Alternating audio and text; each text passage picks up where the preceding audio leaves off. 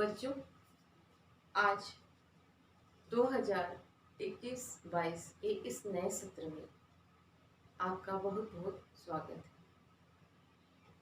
आपका आज से नया सत्र प्रारंभ होने जा रहा है और इस नए सत्र में हमको कुछ बातें ध्यान रखने हैं जो बहुत ही ज़रूरी हैं। वह बात है, पढ़ाई के साथ साथ हमें सुरक्षा का भी ध्यान रखना है। आप कहीं बाहर जाते हैं तो आपको सुरक्षा के लिए मास्क पहनना ज़रूरी है और समय समय पर हाथों को सैनिटाइज करते भी रहना है। ठीक है, इन बातों का ध्यान रखते हुए आपको ये तो सुरक्षा और अपने स्वास्थ्य का भी ध्यान रखना है और साथ ही पढ़ाई भी ईमानदारी से करनी है। ठीक है, पिछले वर्ष जो भी रहा, लेकिन इस वर्ष आप अभी से संकल्प लीजिए कि पढ़ाई अच्छे से करेंगे, ईमानदारी से करेंगे और आपको जो भी होमवर्क मिलता है उसको उसी समय पूरा करेंगे। ठीक है, ये पहला पीरियड जो है आपका हिंदी का है ना। तो हिंदी में आपको जो कॉपियाँ लगेगी वो पहले मैं बता दूँ। पाठ के लिए आपको 300 पेज की कॉलेज कॉपी लगेगी और व्याकरण के लिए 200 पेज की कॉपी लगेगी, 200 पेज की कॉलेज कॉपी लगेगी। ठीक, पाठ के लिए 300 पेज की कॉलेज कॉपी लगेगी और व्याकरण के लिए 200 पेज की कॉलेज कॉपी लगेगी। तो आपको कॉपी ले लेना है जितनी जल्दी हो सके, है ना, ताकि जो आपको होमवर्क मिले उसको उसमें पूरा करना है।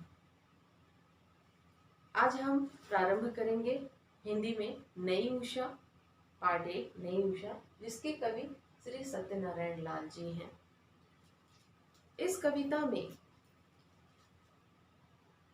में कवि ने आज़ादी के पश्चात देश के युवाओं को संबोधित करते हुए उन्हें जागृत करने का प्रयास किया है। आलस छोड़कर देश के हित के लिए आगे लाने का प्रयास किया है। इनको देश के युवाओं को कवि कहते हैं कि दास्ता की बेड़ियों को काटने के लिए भारतीय युवाओं ने असंख्य कुर्बानियां दी हैं। कई युवाओं, हमारे जो पूर्वज थे, कई युवा पीढ़ी जो थे, उन्होंने देश के लिए, देश को समृद्ध बनाने के लिए, देश के विकास के लिए, देश को गुलामी से बचाने के लिए, गुलामी से आज़ाद करने के लिए हमारे कई युवा पीढ़ियों ने अपना बलिदान दिया है।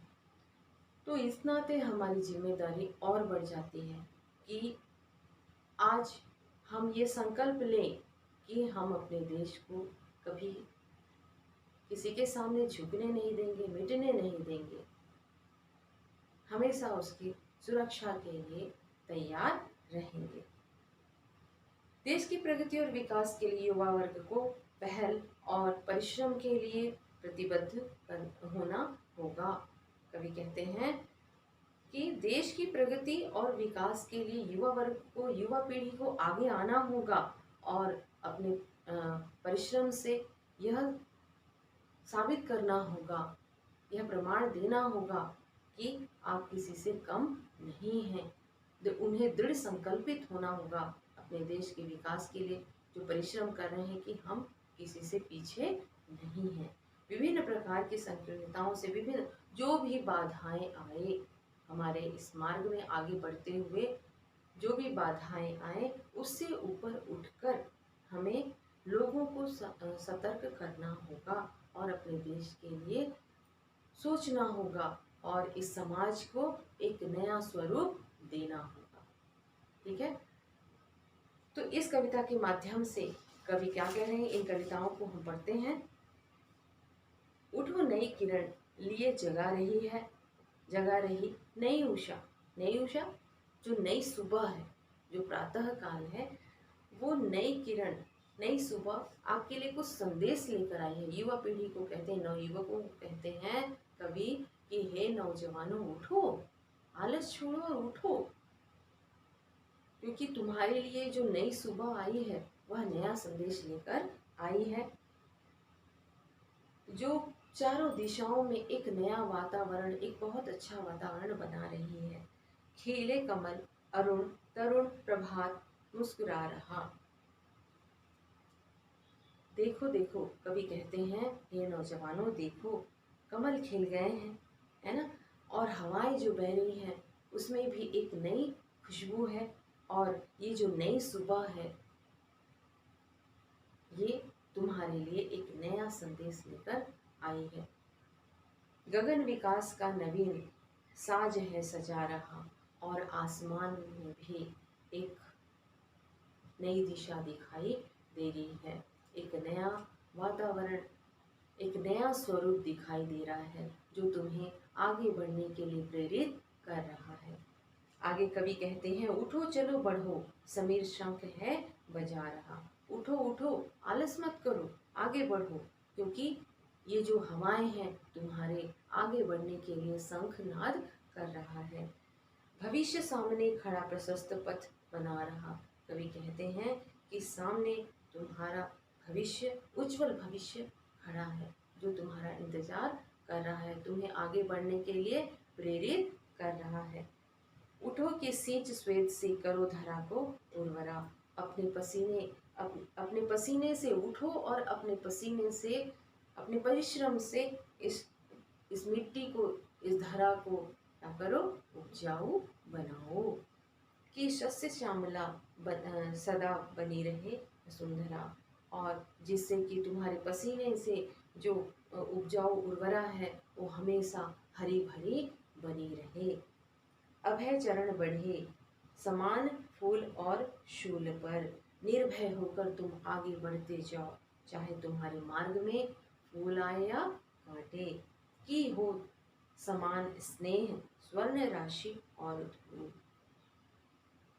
जैसा भी हो तुम्हें आगे बढ़ते चले जाना है, तुम्हें रुकना नहीं है। जैसी भी परिस्थितियां तुम्हारे सामने आए तुम्हें उसका सामना करते हुए आगे बढ़ते चले जाना है। और इस आगे बढ़ते हुए सभी को समान, बराबर का दर्जा देना है, समान समझना है। सुकर्म ज्ञान ज्योति से स्वदेश जगमगा उठे। कवि कहते हैं कि तुम्हारे अच्छे कर्म से, तुम्हारे ज्ञान से यह स्वदेश, यह देश हमारा जगमगा उठे। तुम्हारे ज्ञान से, तुम्हारे परिश्रम से, तुम्हारे अच्छे कर्म से यह देश जगमगा उठे। ऐसा कर्म करो कि स्वाश्रयी समाज हो, कि प्राण प्राण गा उठे, और यह देश किसी पर निर्भर ना हो, यह स्वयं ही परिश्रम करे और अपने देश को एक स्वर्ग के समान बनाए, एक स्वर्ग का स्वरूप प्रदान करे। सुर भी मनुष्य मात्र में भरे विवेक ज्ञान की। ठीक है, मनुष्य मात्र में जो हमें क्रोध नहीं करना है। इस आगे बढ़ते हुए हमारे प्रगति के मार्ग पर यदि कोई बाधा आती है तो हमें क्रोध नहीं करना है, बल्कि हमें उस समय यदि कोई बाधा आती है, हमें कोई रोकता है, तो उस समय हमको अपने विवेक बुद्धि से काम लेना है, धैर्य से काम लेना है और आगे बढ़ते चले जाना है। सहानुभूति, सख्य, सत्य, प्रेम, आत्मदान की। और हम आगे बढ़ते हुए हमारे जो मित्र हैं, हमारे रिश्ते नाते हैं, उनकी सहानुभूति, और हमारे साथ सत्य है, हमारे साथ हम सभी का प्रेम होना चाहिए। हमारे हृदय में भी दूसरों के प्रति प्रेम होना चाहिए, मित्रता का भाव होना चाहिए। ठीक है, और हमारी जो आत्मा है वो लोगों के प्रति, स्वयं के प्रति भी शुद्ध होनी चाहिए, जिसमें शुद्ध भावनाएं हो। किसके प्रति? स्वयं के प्रति भी और दूसरों के प्रति भी हो। प्रवाह स्नेह का प्रत्येक प्राण में पला करे। हमारा कर्म ऐसा हो, हमारा काम ऐसा हो कि प्रत्येक प्राणी में स्नेह का, प्रेम की धारा बहने लगे, बहती रहे, यह प्रयास करना है। ठीक है, प्रदीप ज्ञान का